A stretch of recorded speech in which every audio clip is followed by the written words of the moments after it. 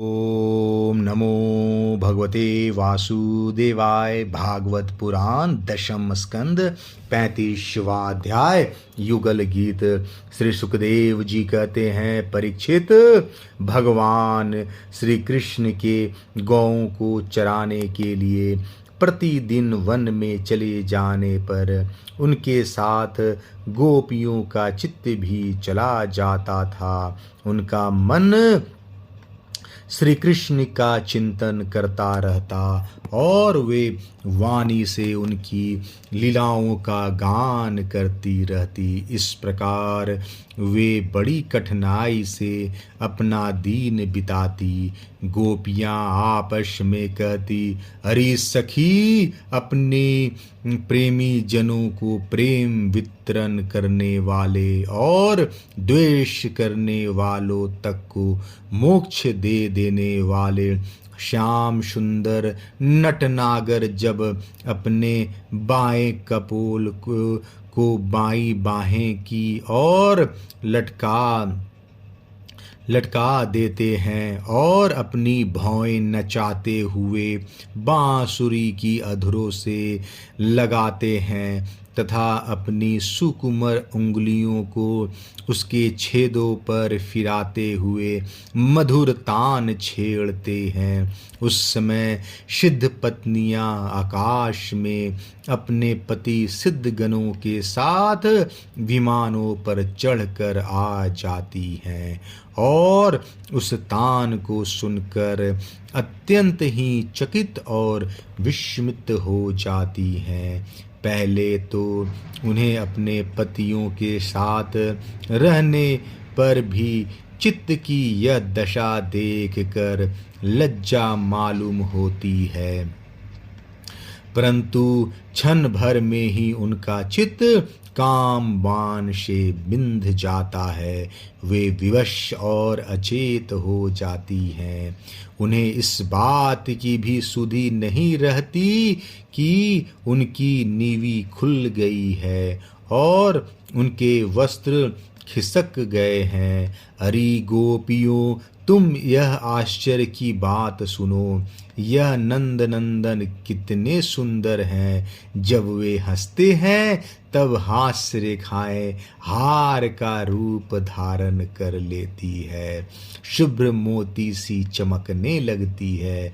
अरे वीर, उनके वक्षस्थल पर लहराते हुए हार में हास्य की किरणें चमकने लगती है।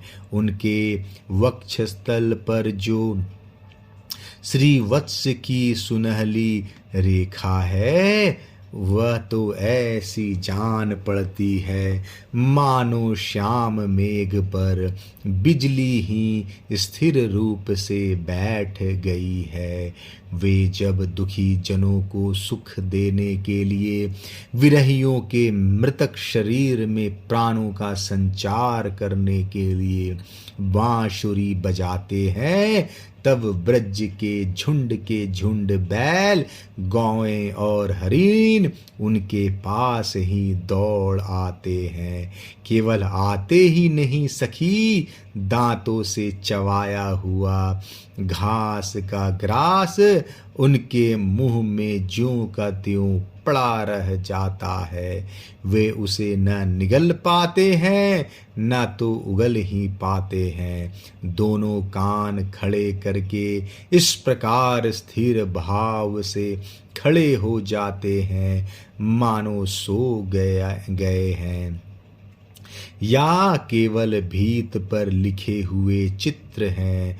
उनकी ऐसी दशा होना स्वाभाविक ही है, क्योंकि यह बांसुरी की तान उनके चित्त को चुरा लेती है।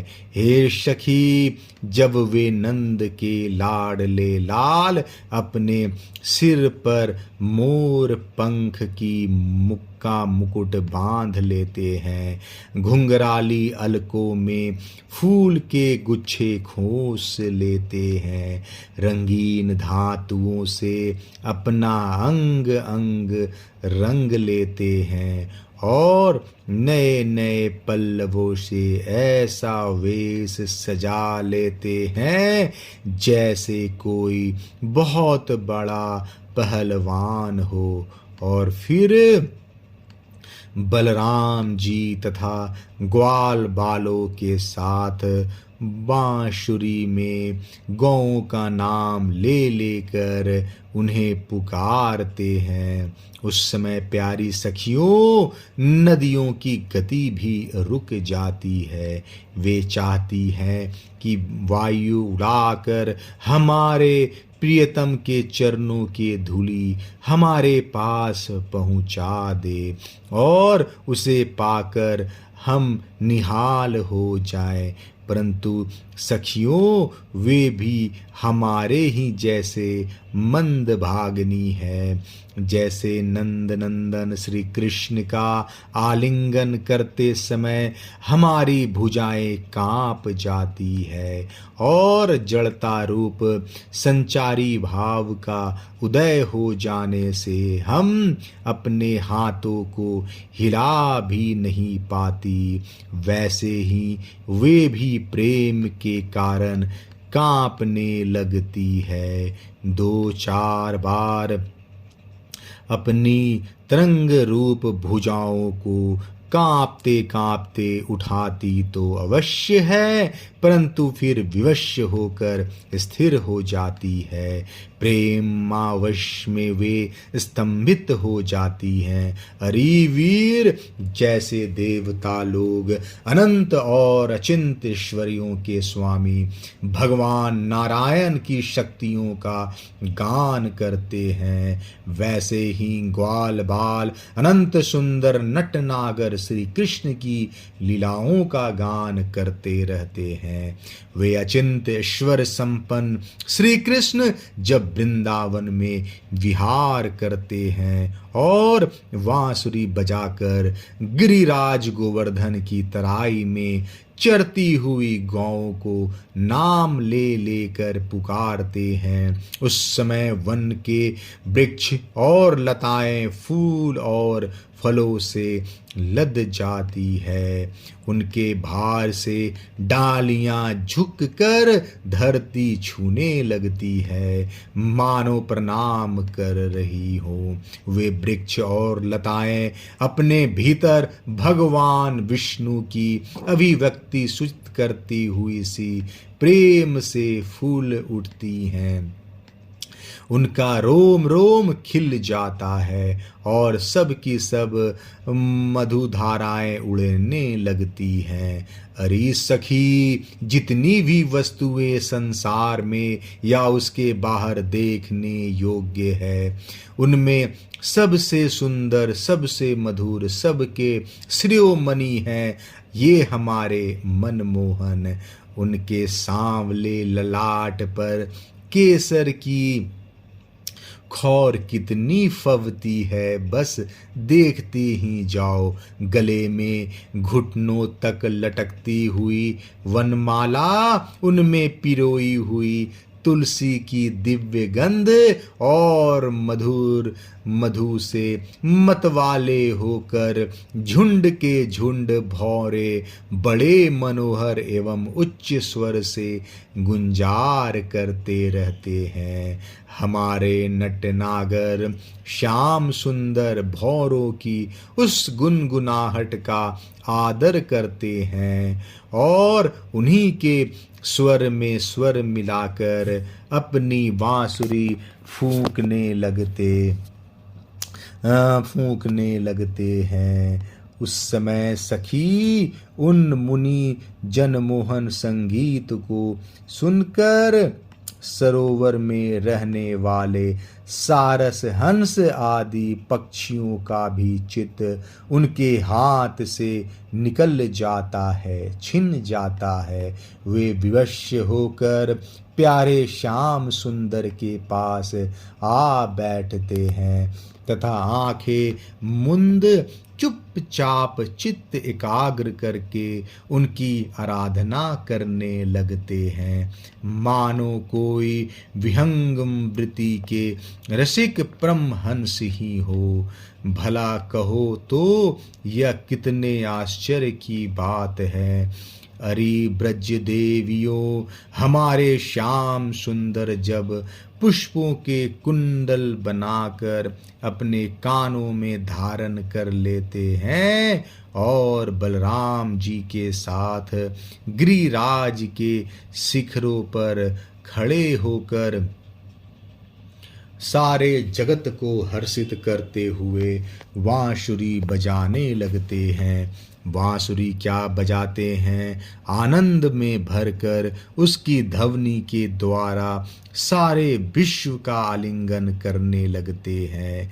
उस समय शाम मेघ बांसुरी की तान के साथ मंद मंद गरजने लगता है। उसके चित्त में इस बात की शंका बनी रहती है कि कहीं मैं जोर से गर्जना कर उठूं और वह कहीं बांसुरी की तान के विपरीत पड़ जाए, उसमें बेसुरापन ले आए, तो मुझसे महात्मा श्री कृष्ण का अपराध हो जाएगा। सखी, वह इतना ही नहीं करता, वह जब देखता है कि हमारे सखा घनश्याम को धाम लग रहा है, तब वह उनके ऊपर आकर छाया कर लेता है, उनका छत्र बन जाता है। अरे वीर, वह तो प्रसन्न होकर बड़े प्रेम से उनके ऊपर अपना जीवन ही निछावर कर देता है। नन्ही नन्ही फुइयों के रूप में ऐसा बरसने लगता है मानो दिव्य पुष्पों की वर्षा कर रहा हो। कभी कभी बादलों की ओट में छिपकर देवता लोग भी पुष्प वर्षा कर जाया करते हैं। सती शिरोमणि यशोदा जी तुम्हारे सुंदर कुंवर ग्वाल बालों के साथ खेल खेलने में बड़े निपुण हैं। रानी जी, तुम्हारे लाडले लाल सबके प्यारे तो हैं ही, चतुर भी बहुत हैं। देखो, उन्होंने बांसुरी बजाना किसी से सीखा नहीं, अपने ही अनेकों प्रकार की राग रागनियाँ उन्होंने निकाल ली।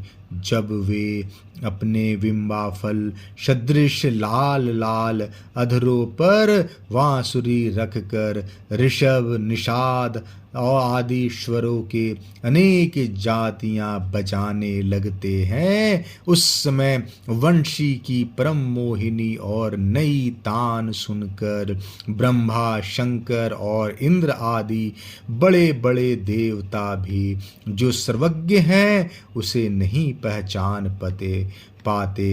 वे इतने मोहित हो जाते हैं कि उनका चित्त तो उनके रोकने पर भी उनके हाथ से निकलकर वंशी ध्वनि में तल्लीन हो ही जाता है, सिर भी झुक जाता है और वे अपनी शुद्ध बुद्ध खोकर उसी में तन्मय हो जाते हैं।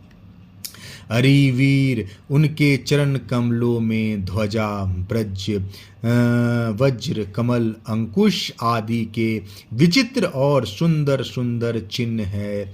जब ब्रज भूमि गौ के खुर से खुद जाती है, तब वे अपने सुकुमार चरणों से उसकी पीड़ा मिटाते हुए गजराज के समान मंद गति से आते हैं और बांसुरी भी बजाते रहते हैं। उनकी वह वंशी ध्वनि, उनकी वह चाल और उनकी वह विलास भरी चितवन हमारे हृदय में प्रेम के मिलन की आकांक्षा का आवेग बढ़ा देती है। हम उस समय इतनी मुग्ध, इतनी मोहित हो जाती हैं कि हिल डोल तक नहीं सकती, मानो हम जड़ वृक्ष हो।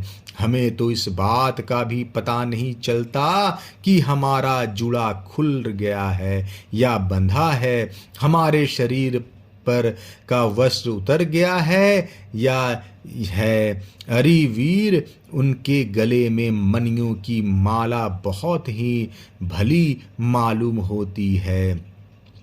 तुलसी की मधुर गंध उन्हें बहुत प्यारी है, इसी से तुलसी की माला को तो वे कभी छोड़ते ही नहीं, सदा धारण किए रहते हैं।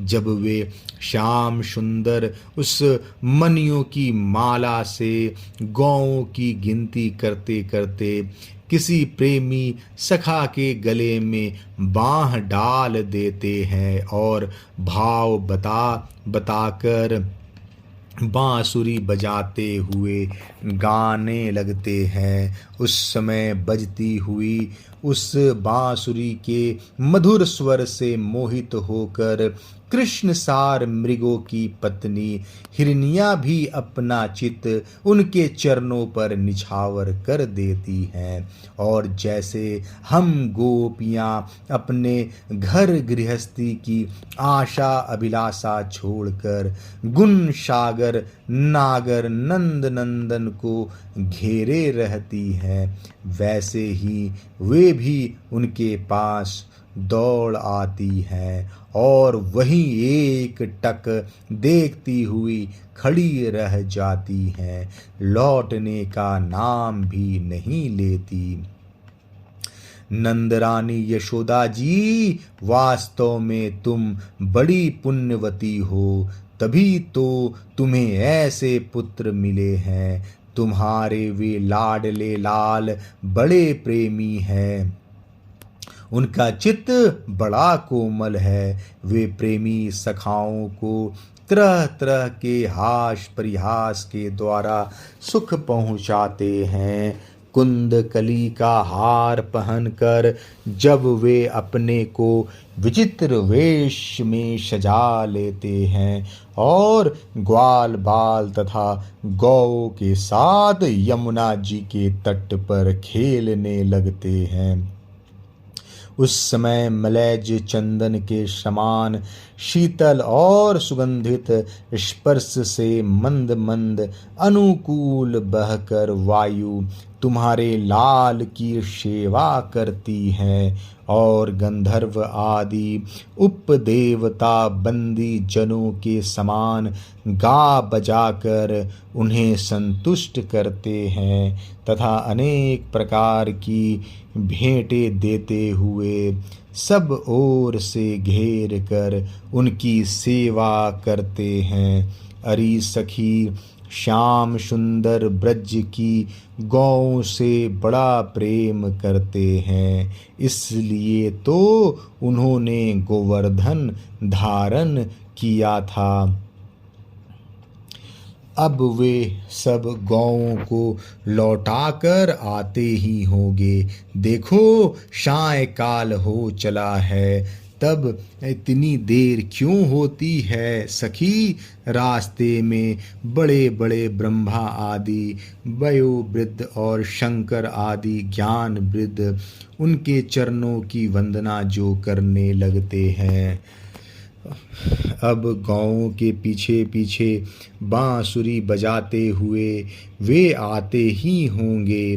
ग्वाल बाल उनकी कीर्ति का गान कर रहे होंगे। देखो ना, यह वह क्या आ रहे हैं। गौओं के खुरों से उड़ उड़ कर बहुत सी धूल वनमाला पर पड़ गई है।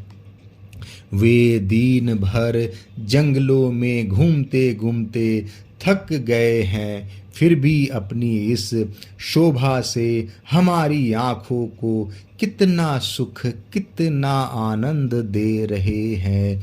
देखो, ये यशोदा की कोख से प्रकट हुए, सबको आह्लादित करने वाले चंद्रमा हम प्रेमी जनों की भलाई के लिए, हमारी आशा अभिलाषाओं को पूर्ण करने के लिए ही हमारे पास आ रहे हैं। सखी, देखो कैसा सौंदर्य है। मद भरी आंखें कुछ चढ़ी हुई है, कुछ कुछ ललाई लिए हुए, कैसी भली जान पड़ती है। गले में वनमाला लहरा रही है, सोने के कुंडलों की कांति से वे अपने कोमल कपोलों को अलंकृत कर रहे हैं। इसी से मुंह पर अधपके बेर के समान कुछ पीलापन जान पड़ता है और रोम रोम से, विशेष करके मुख कमल से प्रसन्नता फूटी पड़ती है। देखो, जब वे अपने सखा ग्वाल बालों का सम्मान करके उन्हें विदा कर रहे हैं। देखो देखो सखी, ब्रज विभूषण श्री कृष्ण गजराज के समान मद भरी चाल से इस संध्या वेला में हमारी ओर आ रहे हैं। अब ब्रज में रहने वाली गौं का, हम लोगों का दिन भर का असहाय विरह ताप मिटाने के लिए उदित होने वाले चंद्रमा की भांति ये हमारे प्यारे श्याम सुंदर समीप चले आ रहे हैं। श्री सुखदेव जी कहते हैं, परीक्षित, बड़भाग्नि गोपियों का मन श्री कृष्ण में ही लगा रहता था। वे श्री कृष्ण में हो गई थी। जब भगवान श्री कृष्ण दिन में गौओं को चराने के लिए वन में चले जाते, तब वे उन्हीं का चिंतन करती रहती और अपने अपनी सखियों के साथ अलग अलग उन्हीं की लीलाओं का गान करके उसी में रम जाती। इस प्रकार उनके दिन बीत जाते। 35वां अध्याय समाप्त। जय श्री कृष्ण।